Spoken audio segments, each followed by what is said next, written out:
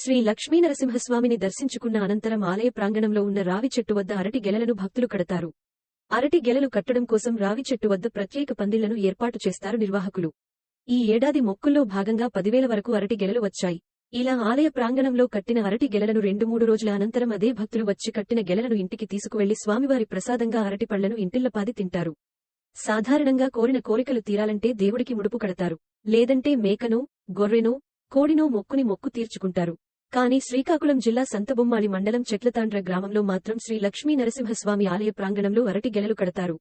ఉద్యోగం రావాలన్నా, పెళ్లి కావాలన్నా, పిల్లలు పుట్టాలన్నా, అనారోగ్య సమస్యలు తీరాలన్నా ఇలా కోరిక ఏదైనా సరే అరటి గెల కడితే సరి. ఆ కోరిక తప్పకుండా నెరవేరుతుంది అనేది భక్తుల నమ్మకం.